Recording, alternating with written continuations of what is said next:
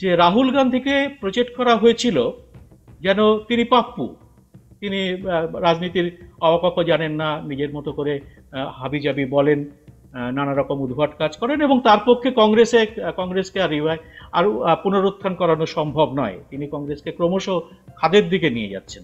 বাইরে পাপ্পু পাপ্পু যারা চেঁচাচ্ছিল, তার প্রতিক্রিয়া যেটা হচ্ছিল সেটা হয়তো ভেতরে ভিতরে ছিল মানুষের, সেটা কিন্তু এই ভোটে বোঝা গেছে।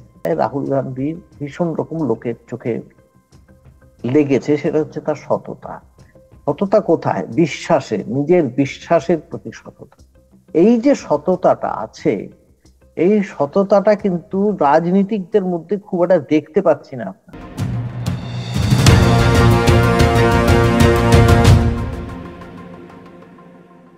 নমস্কার, সবাইকে স্বাগত। আমি সুব্রত বসু। আজকে আমাদের আলোচনার বিষয় রাহুল গান্ধী এবং ভারতের রাজনীতি। আমাদের সঙ্গে আছেন প্রবীণ সাংবাদিক গৌতম বন্দ্যোপাধ্যায়। কয়েকদিন আগে গৌতমদার সঙ্গে আমরা একটা আলোচনা করেছিলাম এই চ্যানেলে প্রিয়ঙ্কা গান্ধী সম্পর্কে, এবং সেই আলোচনাটা অনেক লোক দেখেছেন। প্রায় এখনো পর্যন্ত কয়েকদিনেই 40,000 দর্শক দেখে নিয়েছেন, এবং অনেকেই আমাকে অনুরোধ করেন যে আপনারা প্রিয়াঙ্কা সম্পর্কে আলোচনা করলেন, এবার রাহুল সম্পর্কে আপনাদের মূল্যায়ন কি? রাহুল কি সত্যিই ভারতীয় রাজনীতির একটা মোড় আনতে চলেছে, একটা নতুন দিশা আনতে চলেছে? এইটা নিয়ে যদি আপনারা আপনাদের বিশ্লেষণ জানান। তো সেই জন্য আমি গৌতম দাকে অনুরোধ করেছিলাম। গৌতম দা তার মূল্যবান সময় আজকে আমাদের দিয়েছেন। ধন্যবাদ গৌতম দা। আমাদের দর্শকের সবার পক্ষ থেকে আপনার কাছে আমার প্রথম প্রশ্ন, যে রাহুল গান্ধীকে প্রজেক্ট করা হয়েছিল যেন তিনি পাপ্পু, তিনি রাজনীতির অবকাশ জানেন না, নিজের মতো করে হাবিজাবি বলেন, নানা রকম উদ্ভট কাজ করেন, এবং তার পক্ষে কংগ্রেসকে আর পুনরুত্থান করানো সম্ভব নয়। তিনি কংগ্রেসকে ক্রমশ খাদের দিকে নিয়ে যাচ্ছেন। এখন এই যারা পাপ্পু বলতেন, এবং তাদের কি বলা যেতে পারে? সত্যি কি রাহুল গান্ধী তার ইমেজটাকে পাল্টাতে পেরেছেন, নতুন কিছু দিশা আনতে পারছেন? ওই একটা কথা যে আছে না, জো জিতা ওহি সিকান্দার। এখন রাহুল গান্ধী সম্পর্কেও রাহুল যা ছিলেন তেমনই আছেন, কাছাকাছি। খুব একটা পাল্টে যাননি। মানুষের অ্যাপ্রোচটা, দেখার চোখটা পাল্টে যায়, পারসেপশন পাল্টে, দেখার চোখটা পাল্টে যায়। তার কারণ হচ্ছে বেশিরভাগ সময়ই দেখেছি যে এই মানুষ একটু কালার্ড ভিউ দিয়ে দেখতে চায়, যুক্তি দিয়ে দেখতে তো চায় না, আবেগ দিয়ে দেখতে চায়।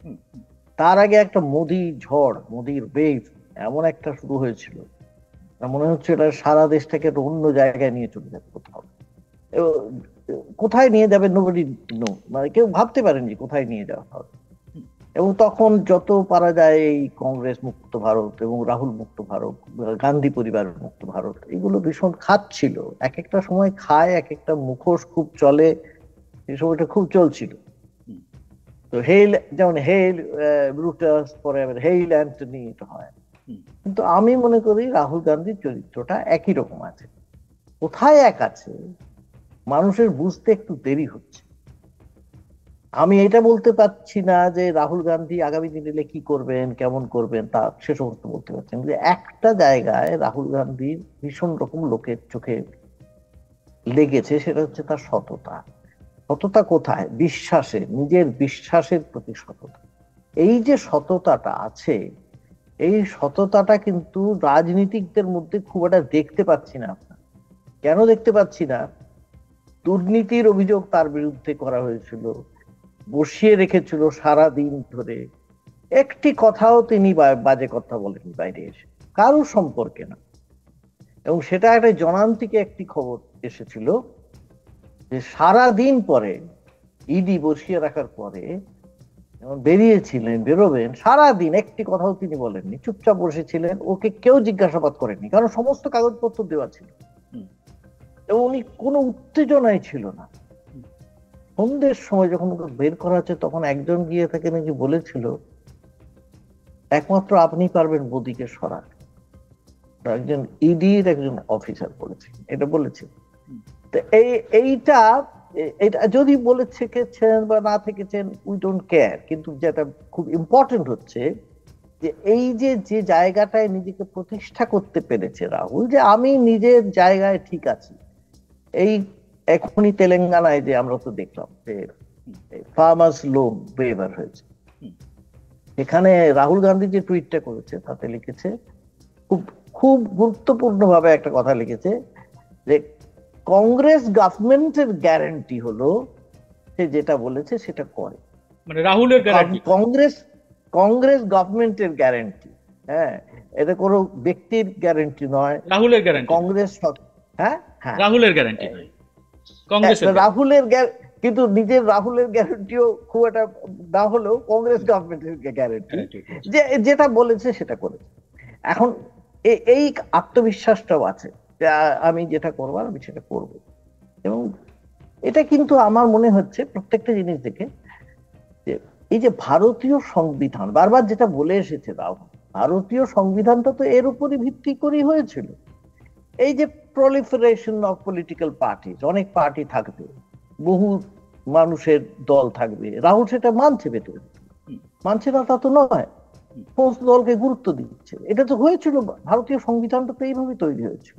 এই যে একটা আমরা আমরা মুখে বলছি সোশ্যালিস্ট প্যাটার্ন, পরে সোশ্যালিস্ট কথাটা যুক্ত করা হয়েছিল, কিন্তু আদতে কিন্তু ভারতীয় সংবিধানটা তাই ছিল। এই যে পাবলিক প্রাইভেট পার্টনারশিপ, হানা তানা, এগুলো প্রথম থেকেই ছিল। আম্বেদকরই বলি বা যেই বলি, জওয়াহরলালই বলি, সবাই কিন্তু সেটাই ভেবেছিল। রাহুল তো সেই পথেই হাঁটছে। এবং এই কথাটা খুব গুরুত্বপূর্ণ ভাবে বলেছে রাহুল যে কংগ্রেস সরকার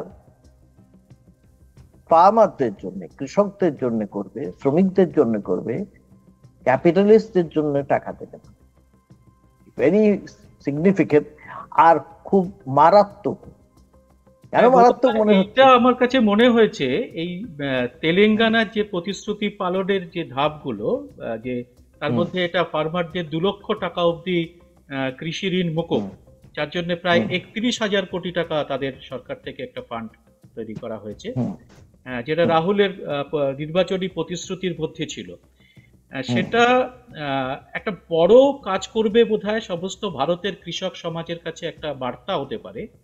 যেখানে আমরা বারবার পড়েছি, বিভিন্ন রিপোর্ট বেরিয়েছে যে আমাদের দেশে প্রায় প্রতি ঘন্টায় একজন করে কৃষক আত্মহত্যা করে থাকে। হ্যাঁ, প্রায় দিনে 30 জন কৃষক আত্মহত্যা করে, সংখ্যাটা প্রায় এরকমই বিভিন্ন, যদিও সরকার সেটাকে স্বীকার করে না যে তারা ঋণের জন্য আত্মহত্যা করে। আর ঠিক উল্টোদিকে রাহুল বলে আসছিলেন যে 16 লক্ষ কোটি টাকা সরকার শিল্পপতিদের ঋণ মুকুব করে, তার একটা অংশ দিলেই এই সমস্ত কৃষকদের আত্মহত্যা বন্ধ করা যায়, তাদের মুখে হাসি ফোটানো যায় এবং ফসলের আরো ভালো উৎপাদন বাড়ানো যায়। তো এইটা সমস্ত ভারতের কৃষকদের কাছে কি এরকম একটা বার্তা নিয়ে যাচ্ছে যে কংগ্রেস এটা এলে করবে? এটা মানে এইটা হওয়ার সঙ্গে সঙ্গে পাঞ্জাবে দাবিটা উঠেছে, পাঞ্জাব গভর্নমেন্টের কাছে ইতিমধ্যে দাবিটা উঠেছে যে কেন সেখানে এটা মকুব করা হবে না। আর কেন্দ্রীয় সরকারের কাছে বলা হয়েছে তোমরা যে টাকাটা দিচ্ছ ওটা কোনো টাকা নয়, দিতেই হয় তাহলে এই তেলেঙ্গানা সরকার যেভাবে করলো এটা একটা। তবে একটা জিনিস মনে হতে পারে, টাকাটা কোথেকে আসবে এটা বলতেই পারে না। তেলেঙ্গানার একটা সুবিধা আছে, তেলেঙ্গানা বোধহয় আমাদের সম্ভবত দেশের মধ্যে থার্ড একটা, মানে তৃতীয়, মানে অর্থনীতির ক্ষেত্রে সেই জায়গা আছে, ভালো জায়গায় আছে তেলেঙ্গানা, যথেষ্ট ভালো জায়গায়। ইন্ডাস্ট্রিয়াল ইয়েও ভালো, খুব ভালো, ওদের ইন্ডাস্ট্রি খুব ভালো ওদের, এবং এগ্রিকালচারও ওদের ভালোই আছে। সেই হিসেবে টাকা ওদের হয়তো আছে বা পুষিয়ে যাবে, বা ধার কম করতে হবে সব জায়গায়, কিন্তু অন্য জায়গায় তা হবে না। কাজেই সেন্ট্রাল গভর্নমেন্ট যদি দায়িত্ব না নেয় তাহলে কিন্তু এটা হবে না। এবং ভারতবর্ষের এই যে আমরা যেটা বলে থাকি যে কর্মসংস্থান, কর্মসংস্থানের মূলটাই তো হচ্ছে এগ্রিকালচার, এটা তো ইন্ডাস্ট্রি নয়। কিন্তু সমস্যা হচ্ছে কর্মসংস্থানের দিক থেকে যেমন এগ্রিকালচার, তেমনি অর্থনীতির দিক থেকে কিন্তু সবচেয়ে কম টাকা দেয় এগ্রিকালচার থেকে হয়। কাজে সরকারকে একটা ওই ভিশন তৈরি করতে হবে। কিন্তু আমার বলতে খুব লাগে যে, বারবার বলতেও খারাপ লাগে যে এই মোদী সরকারের যা দেখেছি ওদের কোনো ভিশন বলে আমি পাইনি। সেইখানে দাঁড়িয়ে কি রাহুলের কোনো একটা নতুন ভিশন পাচ্ছেন যে ভারতীয় অর্থনীতি এবং ভারতীয় গরিব মানুষদের জন্য তার কিছু, সাধারণ মানুষ, গরিব মানুষদের, ভারতের জন্য? এইটা আমি আগের দিনও বলেছি, এখনো মনে করি। এই গান্ধী তো বলতেন যে ভারত তো গ্রামেই আছে, ভারত তো গ্রামেই বাস করে, কিন্তু বারবার বলেছিলেন গ্রামের লোককে উনি চেয়েছিলেন কি, যে গ্রামগুলোকে স্বনির্ভর করে দিতে। উনি তো আর মার্ক্সের মতো এটা চাননি, মাওয়ের মতো এটা চাননি যে গ্রাম দিয়ে শহর গেল, উনি চাননি। উনি বলেছিলেন গ্রামগুলোই এমন করে দিতে হবে যাতে আর ওদের আসতে হবে না, মোটামুটি এই ধরনের। কিন্তু এখন তো উল্টোটা হয়েছে গ্রাজুয়ালি। আর এই গত 10 বছরে তো একদম খুব কেলেঙ্কারি হয়েছে, যা যা হবার তা হয়েছে। রাহুল যেটা করতে চাইবেন, আবার বলছি, সংবিধানে যদি ফিরে আসতে চায় যেভাবে আমাদের চলেছিল, সেভাবে তো একদিকে আমাদের ওপেন মার্কেটও তৈরি হয়েছিল, আবার এই যে পাবলিক প্রাইভেট পার্টনারশিপ হয়েছিল, আবার at the same time welfare সিস্টেমও ছিল, মিশ্র অর্থনীতি যেটা ছিল, আমাদের মিক্সড ইকোনমি যেটা ছিল, সেই মিক্সড ইকোনমি থেকে যদি আবার জোর দেওয়া হয়, এবং রাহুল সেই দিকটায় অবশ্যই নজর দিচ্ছে। এই দিকে তো মানে রাহুলের মধ্যে যে একটা সোশ্যালিস্ট দিক, আমি বলেছিলাম একটা একটা সমাজবাদী দিকের একটা চেহারা, সেই চেহারাটা অবশ্যই আছে, এবং এটা কিন্তু অবিলম্বে হবে না, কিন্তু ধীরে ধীরে মানুষ বুঝতে পারছে। এবং এই যখন বুঝতে পারবে, তখন তাদের মনে হবে না রাহুল হচ্ছে আগামী দিনের মূল ইনফ্যাক্ট নেতা হবার যোগ্য। আগামী দিনে এইরকম শুধু পোশাক বদলে ক্যামেরার সামনে দাঁড়িয়ে কথা বলে আর গদি মিডিয়ার প্রশংসা শুনে স্তুতিবাক্য শুনে এটা হবে না, এইভাবে চলে না। রাহুল এই সমস্ত করেন না, নিজে প্রেস কনফারেন্স করেন, প্রশ্ন দিতে পারেন, উত্তর দিতে পারেন, যেটা মনে হয় সেটাই বলেন, আমি দেখেছি।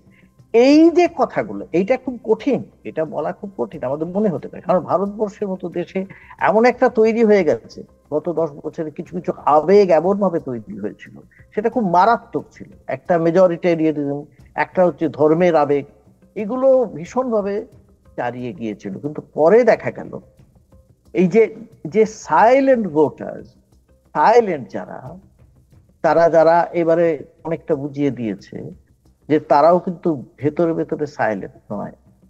কাজে আমরা যারা এই বাইরে পাপ্পু পাপ্পু যারা চেঁচাচ্ছিল, তার প্রতিক্রিয়া যেটা হচ্ছিল সেটা হয়তো ভেতরে ভিতরে ছিল মানুষের। সেটা কিন্তু এই ভোটে বোঝা গেছে যে না, এইটা চলবে না, তোমরা যতই চেঁচামেচি করো, আমরা যেটা ভাবছি আমরা সেটা করব।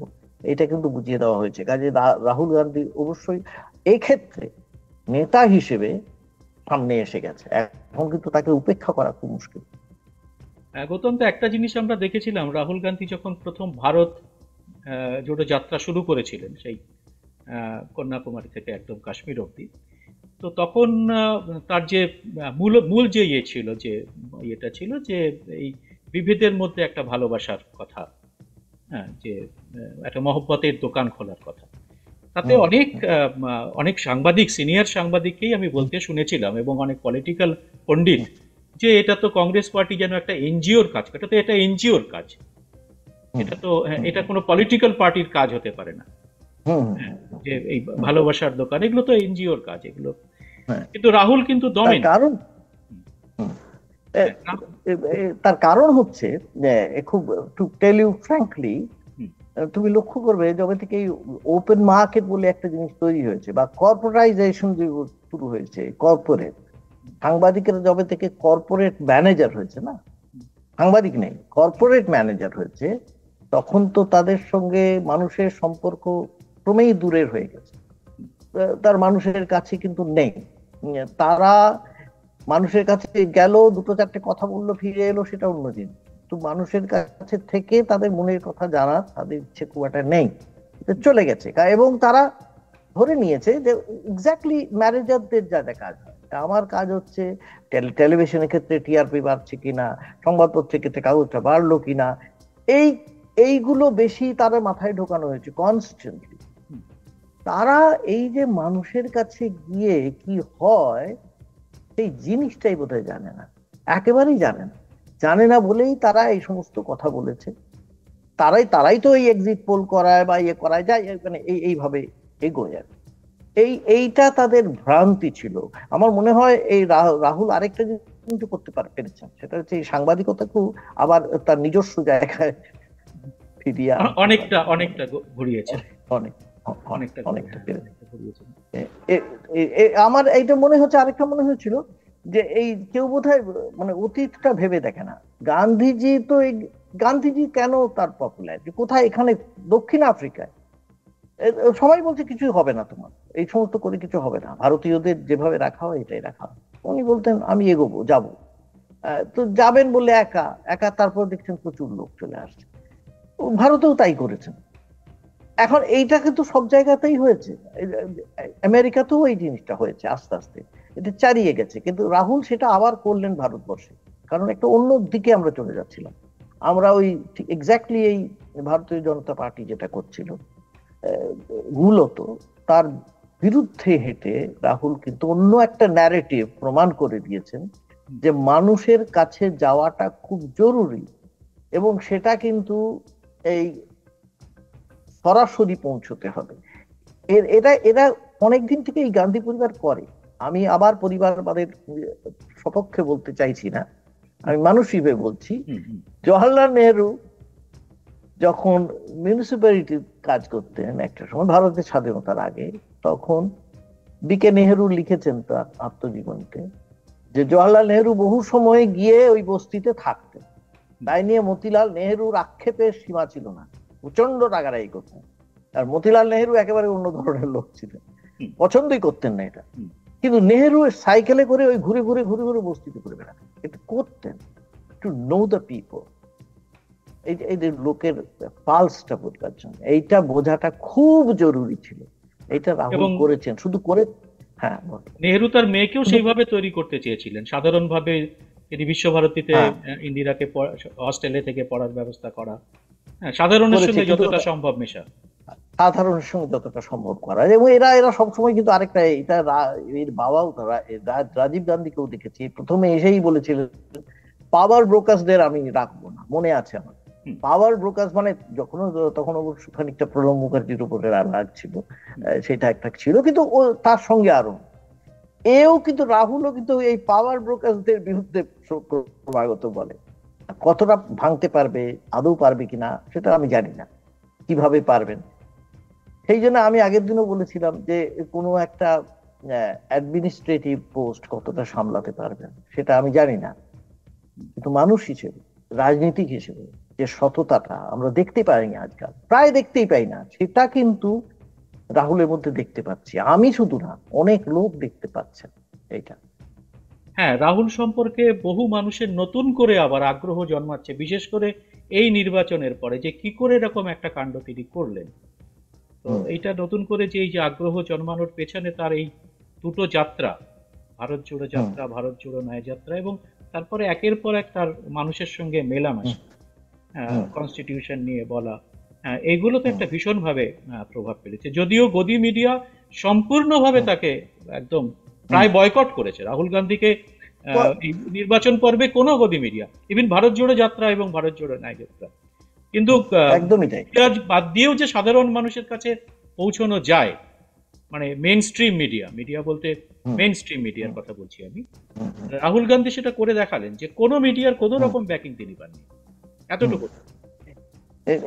এইটা হচ্ছে, এটা একটা মেইন স্ট্রিম মিডিয়া বলতে যেটা আমরা বুঝি আমাদের আগে, আবার আমার মনে হচ্ছে এটা বলা উচিত আজকে। মেইন স্ট্রিম মিডিয়া আগে ছিল সত্যি করেই মেইন স্ট্রিম মিডিয়া, তাদের মূল কাজ ছিল মানুষের কাছে যাওয়া, এবং তাদের দুটো কাজ ছিল, সরকার কি করছে মানুষকে জানানো, আর মানুষ কি চাইছে সরকারকে জানানো, এই তো কাজ ছিল মূলত। একেবারে উঠে গেল, আর আস্তে আস্তে হয়ে গেল সরকার যা বলছে সেটা আমি মানছি বলবো, এর বাইরে কিছু বলবো না, এইটা হয়ে গেল। মানে এমন নির্লজ্জ ভাবে প্রচারটা হয়েছে, এমন এমন প্রশ্ন প্রধানমন্ত্রীকে জিজ্ঞাসা করছে যে ঠিক মনে হচ্ছে যেন গুরু বন্দনা হচ্ছে সমস্ত সময়। এই তো মেইন স্ট্রিম মিডিয়া করেছে। সেই মিডিয়ার উপরে লোকের যারা বুঝতে পারছে সবটাই, যারা মাটিতে খেটে খাওয়া মানুষ, সাধারণ মানুষ, মধ্যবিত্ত বলছি আমি, নিম্নবিত্ত তো বাদ দিতে না, মধ্যবিত্ত তো বুঝতে তো পারছে যে কোথায় গিয়ে লাগছে। কিন্তু ওই প্রচারের তো একটা মস্ত মূল্য আছে। গোয়েবলস এর মতন মনে হয় কিছু একটা হবে, কিছু একটা হবে, আদৌ তো কিছুই হচ্ছে না, কিছুই হয়নি। এইটা রাহুল এইটা ভেঙে দিতে পেরেছে, এই মিথটা ভেঙে দিতে সক্ষম হয়েছেন অনেকখানি। এইটা কিন্তু সবচেয়ে বড় একটা, মানে তার একটা সাকসেস। এবং সেটার জন্য ও একলা করছেন না, সবাইকে নিয়ে করছেন। এই যে এই বারবার বলছি, এই যে প্রলিফারেশন অফ পলিটিক্যাল পার্টিস, এটা তো ভারতীয় সংবিধানের মূল কথা ছিল, যে সবাই তাদের কথা বলতে পারবে, মানুষের কথা বলতে পারবে। এরা এসে প্রথমেই বলেছিল কংগ্রেস মুক্ত ভারত, গান্ধী পরিবার মুক্ত ভারত। এইভাবে তো চলতে পারে না ভারতবর্ষ। রাহুল কিন্তু এই জিনিসটা করে দেখেছে, মানে দেখাতে পেরেছেন বলে আমি দেখেছি। গৌতম, তো আমরা শেষ দিকে যাচ্ছি আজকের আলোচনার। তো আমি একটা প্রশ্ন আপনার কাছে করবো, এটা প্রত্যেক মানুষেরই একটা ইয়ে থাকে যে আপনি দীর্ঘদিন সমস্ত রাজনৈতিক নেতাদের কাছ থেকে দেখেছেন এবং রাজনৈতিক নেতাদের আস্তে আস্তে একটু পরিবর্তন, মহাত্মা গান্ধী প্রথম যখন রাজনীতিতে আসেন আর শেষ থেকে যখন তার অনেক তার পরিবর্তন ঘটে গেছে। রাহুলেরও আমরা একটা পরিবর্তন নিরন্তর দেখছি, নিজেও তিনি স্বীকার করছেন ভারত জোড়ো যাত্রা থেকে অনেক কিছু শিখিয়েছে, অনেক রকম মানুষের কাছাকাছি যেতে, মানুষের সমস্যা বুঝতে। রাহুল গান্ধীর মধ্যে একটা ক্রমশ দেখা যাচ্ছে একটা নৈব্যক্তিকতা যেটাকে বলা হয়, একটা ক্রমশ ক্ষমতার পদের প্রতি যেটা সব পলিটিশিয়ানরা যেটা করে যে আমি কোনো একটা পদে যাব, মুখ্যমন্ত্রী হব বা প্রধানমন্ত্রী হব বা বিরোধী দলনেতা হব বা দলের সভাপতি হব। রাহুল গান্ধী ক্রমশ সেগুলো থেকে দূরে যাওয়ার একটা প্রবণতা বোধহয় দেখা যাচ্ছে। তো আপনার কি মনে হয় আগামী দিনে এই প্রবণতাগুলো রাহুলের মধ্যে বাড়ার কোনো সম্ভাবনা আছে? আমরা একটা মানে তার চরিত্রের এটাকে দেখতে চাইছি, মানে আপনার কাছ থেকে জানতে চাইছি যে আপনি কিভাবে দেখছেন, যে এটা কি বেড়ে যেতে পারে না আবার সেটা আবার আমি আগের দিনই বলেছিলাম যে কেউ কারোর দ্বারা কোনো ইনফ্লুয়েন্স কিভাবে হয়, হতেই পারে। আমার একটা মনে পড়ছে আরেকটা ঘটনা, এক অধিবেশনে মহাত্মা গান্ধী একটা কথা বলবেন বলে ঠিক করছেন, এবং সেটা কিন্তু কংগ্রেসের পক্ষে মোটেই ভালো হবে না, কংগ্রেসের বিরুদ্ধেই যাবে। জওয়াহরলাল নেহেরু থেকে আরম্ভ করে সবাই গেলেন বোঝাতে, বোঝানোর পর ফিরে আসছেন এবং জওয়াহরলাল নেহেরু বলছেন একে বোঝানো বেকার, অর্থহীন। একবার যদি ধরে নেয় বলবো করবো, উনি ওটাই করবেন। ওনাকে বলার কোনো মানেই হয় না, শুধু শুধু যাওয়া, অর্থহীন যাওয়া, বিরক্ত হয়ে খানিকটা। রাহুলের কিন্তু এটা আছে, এই এই এই ভেতরে ভেতরে এই জেদটা অদ্ভুত ভাবে আছে। এটা কিন্তু পাওয়ারে থাকলে তোমাকে কম্প্রোমাইজ করতে হয়। কতটা কম্প্রোমাইজ রাহুল করবে এটা আমার খুব সন্দেহ আছে। তার জন্য ও ক্ষমতার থেকে আরো দূরে থাকতে চায়। এটা থাকতে পারলে ভালো, যদি সংগঠনে থাকে তাতেও ভালো। তবে আবার একটাও কথা বলছি, একটা যদি সত্যি কথাই ভেবে, যে সত্যি আদর্শের কথা ভেবে, সত্যি একটা নিঃস্বার্থ ভাবে যদি আমাদের দেশের রাজনীতিটা ফিরে আসে, তাহলে তার চেয়ে ভালো, তার চেয়ে মূল্যবান আর আমাদের কিছু পাওয়ার থাকবে কি? সারা পৃথিবীকে ভারতবর্ষ একটা পথ দেখিয়েছিল একসময়, সাংঘাতিক ভাবে পথ দেখিয়েছিল, নন অ্যালাইন্ড বিট এইভাবে করেছিল যে আমরা আমেরিকা রাশিয়া কারোর সঙ্গে থাকি না, আমরা নিজেরা স্বাধীনভাবে বাঁচতে পারি, আমাদের নিজের কথা বলতে পারি এবং আমরা সৎভাবে বাঁচতে পারি, আমরা অন্যকে ভালোবেসে বাঁচতে পারি, আমরা প্রতিবেশীকে ভালোবেসে বাঁচতে পারি। এটা যদি রাহুল গান্ধী আবার প্রমাণ করতে পারেন, তাহলে এই যে মেজরিটেরিয়ানিজম বা যত কিছু বলছি সব মাইনরিটি হয়ে যাবে, এরা কেউ থাকবে না। এইটুকু আমার মনে হয়। তার মানে আপনি বলতে চাইছেন সেই আবার মহাত্মা গান্ধী বা জয়প্রকাশ নারায়ণ যারা পাওয়ারে তাদের যাওয়ার যথেষ্ট সুযোগ ছিল, পাওয়ার কুড নট করাপ্ট দেম, এটা বলতে পারি। এমন মানুষ যে পাওয়ার কুড নট করাপ্ট দেম, এরকম যদি লোক পাওয়া যায় তাহলে হচ্ছে খুব ভালো, এটা মনে হয়। সেটা যদি থাকতে পারে, এখনো পর্যন্ত দেখে মনে হচ্ছে সেটা থাকতে পারবে। আগামী দিনে কি হবে উই ডু নট নো, সেটা আমরা জানি না, এখনো পর্যন্ত সেটা মনে হয়। ধন্যবাদ গৌতম দা, আজকে আমরা খুব ছোট্ট কিন্তু একটা অত্যন্ত প্রয়োজনীয় আলোচনা করলাম। আপনাদের এই বিষয়টা কেমন লাগলো আপনারা সবাই কমেন্ট বক্সে লিখে জানাবেন, এবং এরকম ভবিষ্যতে যদি আরো কোনো বিষয় আপনাদের মনে হয় আপনারা আমাদের কমেন্ট বক্সে আমাদের জানাবেন, আমরা সেই বিষয় নিয়ে আমরা আবার আলোচনায় আসব। নমস্কার।